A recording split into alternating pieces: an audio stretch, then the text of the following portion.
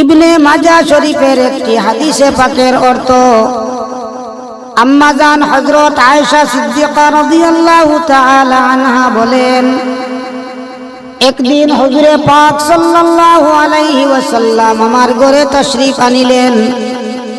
আমি হুজুরের চেহারা মুবারকের প্রতি লক্ষ্য করিয়া অনুভব করিলাম নিশ্চয় কিছু একটা ঘটিয়াছে।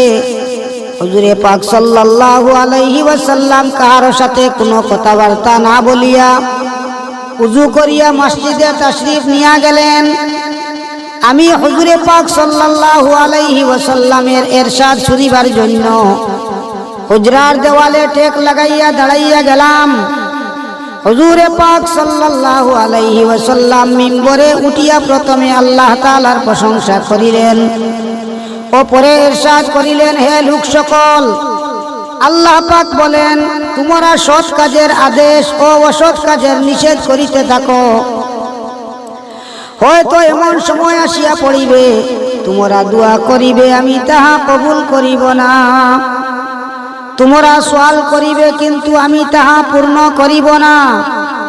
আর তোমরা শত্রুর বিরুদ্ধে আমার নিকট সাহায্য প্রার্থনা করিবে কিন্তু আমি সাহায্য করিব না।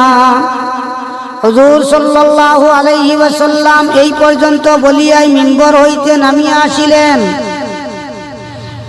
যে সকল লোক দুশমনের মোকাবিলায় দিনের কাজে শীতলতার উপর জোর দিয়া থাকেন তাহারা যেন উক্ত হাদিসের প্রতি একটু লক্ষ্য করেন।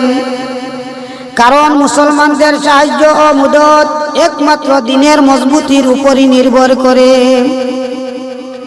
বিশিষ্ট বুজুর্গ সাহাবী হযরত আবু দারদা রাদিয়াল্লাহু তাআলা আনহু বলেন, তোমরা সৎ কাজের আদেশ ও অসৎ কাজের নিষেধ করিতে থাকো, নচেৎ তোমাদের উপর আল্লাহ পাক যে কোনো অত্যাচারী বাদশা নিযুক্ত করিয়া দিবেন যে তোমাদের সম্মানিত ব্যক্তিদের সম্মান ও ছোটদের অর্থাৎ গরিব দুঃখীদের স্নেহ করিবে না।